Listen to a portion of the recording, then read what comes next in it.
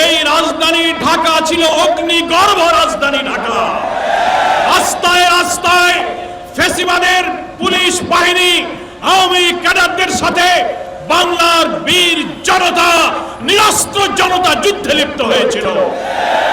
আমরা তখন কারাগারে ছিলাম, জামাত নেতৃবৃন্দ অনেকে।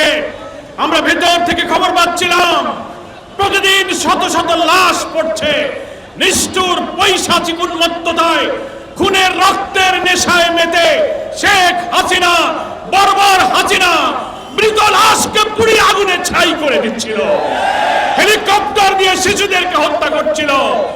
তার পেটুয়া বাহিনী পুলিশকে লেলিয়ে দিয়ে কিভাবে নিরীহ নিরস্ত্র পথচারী শিশু, হকার, ব্যবসায়ী, ছাত্র জনতাকে গুলি করে রাস্তায় রক্ত লাল করে তাদেরকে দেহ মাটিতে লুটিয়ে দিচ্ছিল। সেই স্মৃতিকে আপনাদের মনে আছে? 2 বছরে জুলাই অভ্যুত্থানের এই রক্তের স্মৃতি বাংলার মানুষ ভোলে নাই, কি বলেন ঠিক কিনা?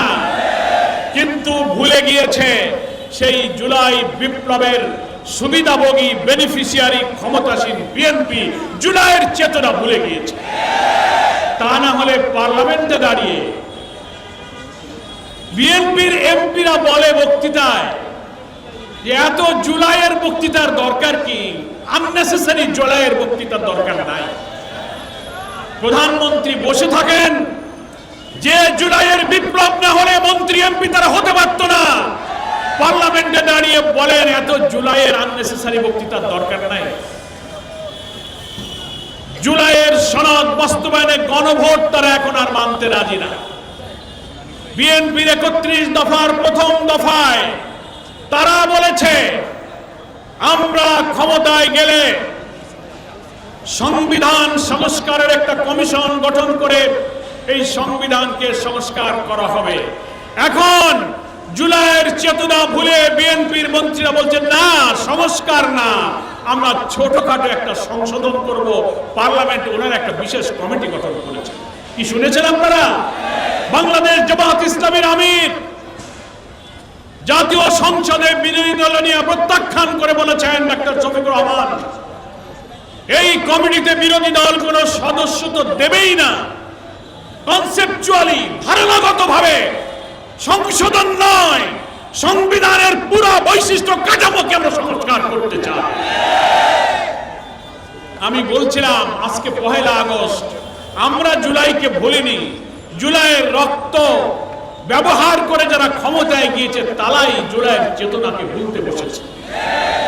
আজকে আবু সাইদ মুগ্ধের স্লোগান দেই, জাবের ইব্রাহিম, আনাস মেহেদী হাসান, পুলিশের এপিসি কার থেকে ছুঁড়ে ফেলানো ইয়ামিনের লাশ,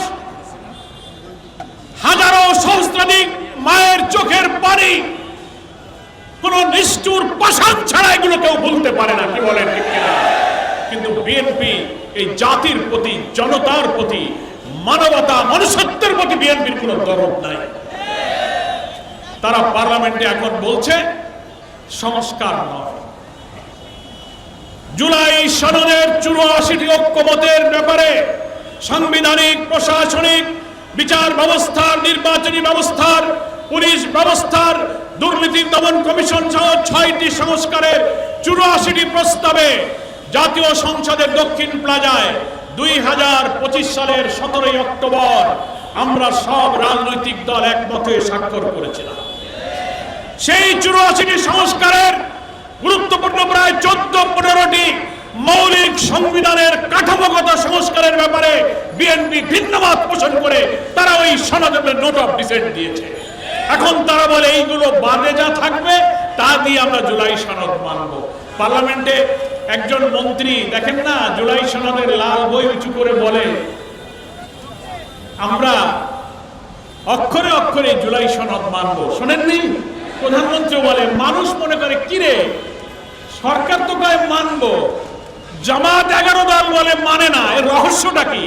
রহস্য হলো 84টি সাংবিধানিক পরিবর্তনে প্রধানমন্ত্রীর মেয়াদ, ক্ষমতা, চিফ জাস্টিস, কেয়ারটেকার সরকার, আপার হাউস, সাংবিধানিক পদ, পিএসসি, পাবলিক সার্ভিস কমিশন, প্রধান বিচারপতি এবং আপিল ডিভিশনের সমস্ত জাস্টিস, সাংবিধানিক সমস্ত পদে নিয়োগে বিদ্যমান সংবিধানে ফ্যাসিবাদের প্রধানমন্ত্রীর যে ক্ষমতা ছিল, সেই কর্তৃত্ববাদী অসীম প্রধানমন্ত্রীর ক্ষমতাকে তারা সংবিধানে বহাল রাখতে চায়। এই জন্য ওইগুলো বাদ দিয়ে যা থাকবে সেটাই ওনারা বলে আমরা সংস্কার নয় সংশোধন করবো। তার অর্থ হলো 84টি সংস্কার প্রস্তাবের মৌলিক এই সংবিধানের কাঠামোগত পরিবর্তন না করে আর যা করতে চায় সেটা একেবারে ম্যাটেরিয়াল, তাতে সংবিধানের ফ্যাসিবাদী চরিত্রের কোনো পরিবর্তন হবে না। তারা ভয় পায় সংবিধান যদি সংস্কার হয়ে যায় তাহলে আমাদের প্রাইম মিনিস্টারের হাতে আর ক্ষমতা থাকবে না। পিএসসি, সরকারি চাকরি, বিচারপতি নিয়োগ, তত্ত্বাবধায়ক সরকারের প্রধান নিয়োগের প্রত্যেকটি ক্ষেত্রে ফ্যাসিবাদী হাসিনা মেজরিটি এবং কর্তৃত্বের যে ক্ষমতা দেখিয়েছে, সেই ক্ষমতাকে প্রধানমন্ত্রী এবং বিএনপি তারা এখন বহাল রাখতে চায়। তাই মৌলিক ব্যাপারে তারা নোট অফ ডিসেন্ট দিয়েছে। এই জন্য আমরা বলেছি জুলাই সনদের ওই সব ব্যাপারে আপনারা নোট অফ ডিসেন্টে ভিন্ন মত পোষণ করেছেন, কিন্তু তার ভিত্তিতে 2025 সালের 13 নভেম্বর জুলাই সনদ বাস্তবায়ন আদেশ সংবিধান সংস্কারের জন্য 25 সালের 13 নভেম্বর একটি প্রেসিডেন্সিয়াল অর্ডার জারি করে বলা হয়েছে এই সংবিধান আদেশের ভিত্তিতে একই দিনে গণভোট, একই দিনে জাতীয় ভোট হবে, একটি সংস্কার পরিষদ হবে, এখানে এমপিরা শপথ নেবে, সংবিধানের সংস্কার হবে, এর মধ্য দিয়ে 84টি ঐক্যমতের বিষয়ে সংবিধানের তফসিল অন্তর্ভুক্ত হবে।